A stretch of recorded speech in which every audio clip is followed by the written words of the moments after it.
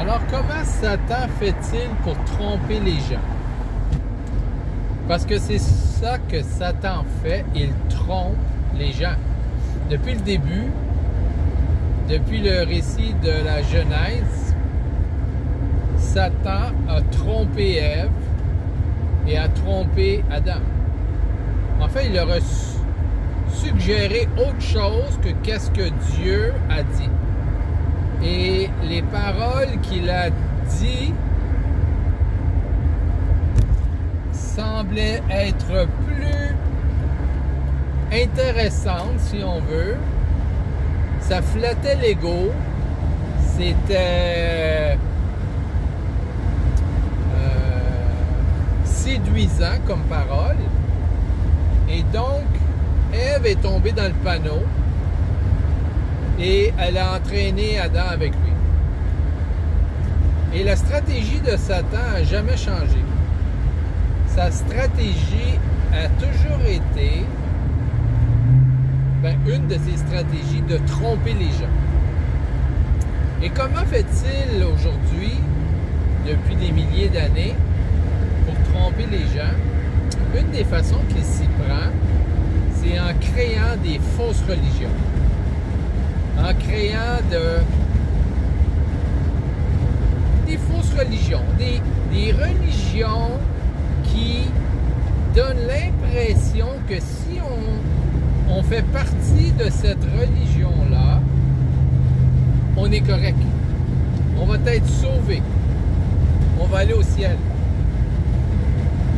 Vous savez, ceux qui pratiquent l'islam, par exemple, sont certains que quand ils vont mourir, ils vont être sauvés. Du moins, ils le croient. S'ils ne le croyaient pas, ils ne pratiqueraient pas cette religion-là. Dans l'Église catholique, pendant longtemps, ils ont répété que hors de l'Église, point de salut. Donc, ils gardaient les gens à l'intérieur de l'Église, en autant que tu pratiquais, tu allais à l'Église le dimanche, tu donnais ta dîme, ou tu faisais des prières ou quoi que ce soit, tu pratiquais la religion catholique. Si tu faisais ces choses-là, tu aurais des chances de ne pas aller en enfer. Parce que l'Église catholique disait que c'est juste les saints, les parfaits, qui iraient au ciel directement à leur mort. Les autres devaient passer par le purgatoire. Là, aujourd'hui, on ne sait pas trop exactement ce qu'ils croient. Du moins, moi, je ne sais pas. Je sais que ça a changé. Ils sont pas mal plus larges. Parce que là, ils accueillent à peu près toutes les religions du monde. Et j'ai entendu récemment le pape dire que toutes les religions viennent de Dieu.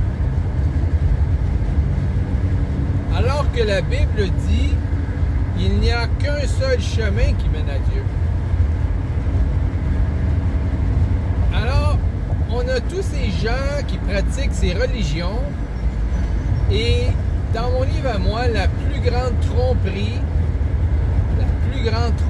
de tous les tromperies est celle de croire qu'on ira au ciel alors qu'on n'ira pas.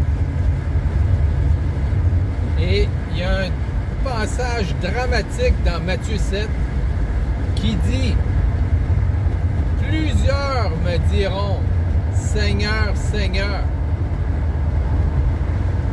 mais n'entreront pas dans le royaume des cieux. Je crois que c'est à partir de 7,23. Alors Jésus, il dit ici plusieurs personnes qui, dans le même passage, il mentionne des gens qui prêchent l'Évangile, qui guérissent les malades, qui font toutes sortes de choses pour Dieu et qui appellent Jésus Seigneur, Seigneur.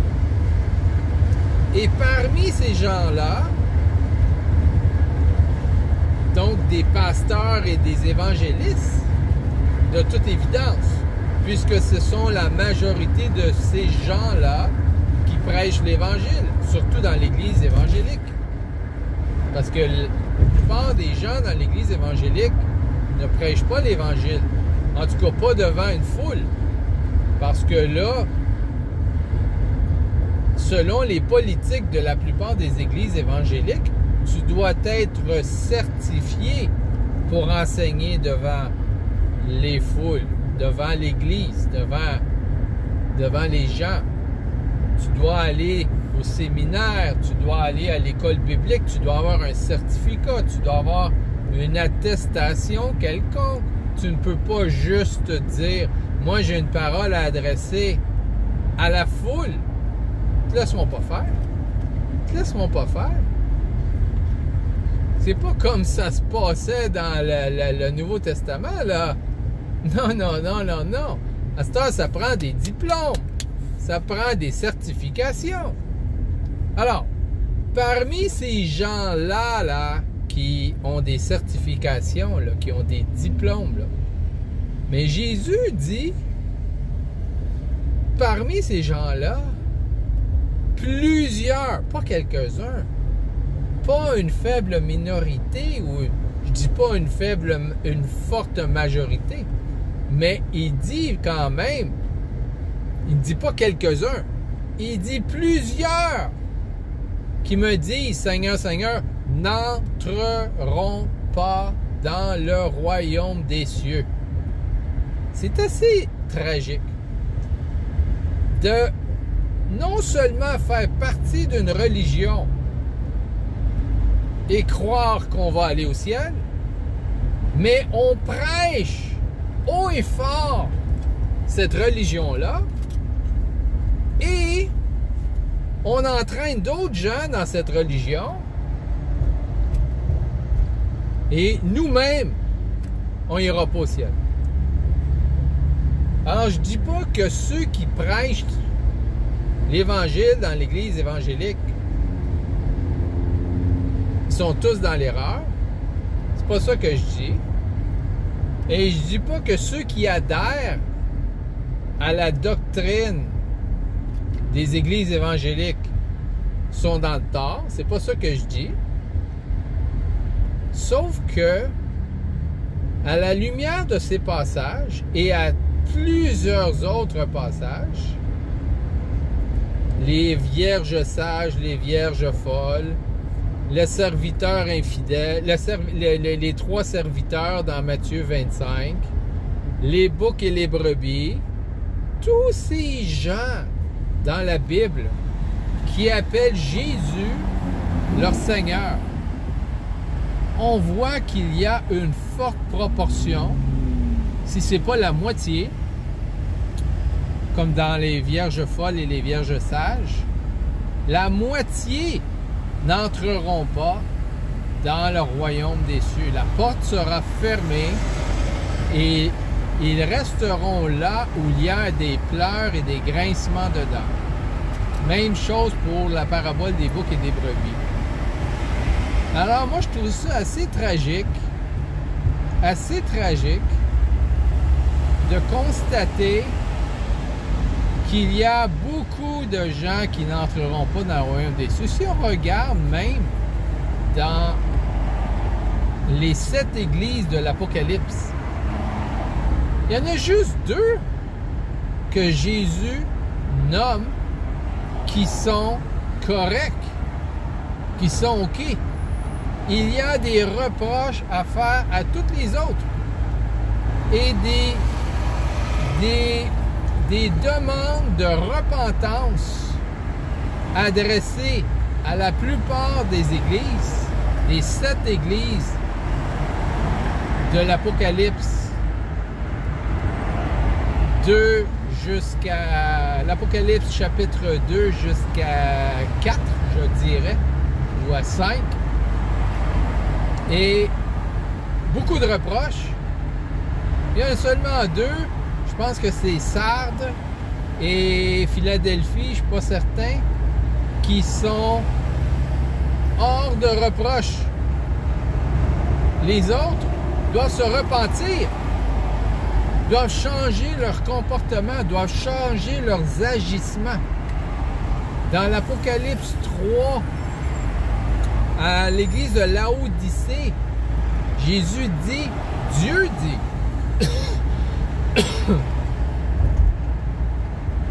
je te suggère de retourner à ton premier amour, sinon je te vomirai de ma bouche. Il s'adresse à l'Église. Quelqu'un qui est vomi de la bouche de Dieu n'est pas sauvé. Je m'excuse. Mais il n'y a pas de salut. Il est rejeté. Rejeté. Son nom est effacé du livre de vie. Et encore dans ces passages-là, dans l'Apocalypse, entre 2 et 5, il dit que si tu te repens, je n'effacerai point ton nom du livre de vie. Donc, c'est clair que dans ces passages-là, Dieu peut effacer ton nom, mon nom, du livre de vie. C'est tragique, mais c'est ça. Celui qui persévérera jusqu'à la fin sera sauvé. Celui qui gardera la foi sera sauvé. Celui qui n'abandonnera pas sera sauvé. Celui qui restera fidèle sera sauvé. Celui qui se mettra à genoux à la croix de Jésus de façon régulière sera sauvé. Ce n'est pas une question d'être parfait, c'est une question de rester attaché à la vigne. De se repentir si on a fait du tort. De se tenir hors du péché. Et si nous tombons, il nous relèvera parce que le sang de Jésus nous purifie de tout péché à condition que nous allions à la croix,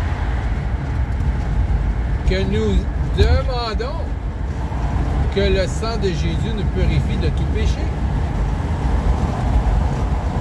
Alors, si vous êtes assis sur vos lauriers et que vous croyez sauvé parce que vous êtes dans telle et telle religion, les témoins de Jéhovah croient qu'ils vont être sauvés.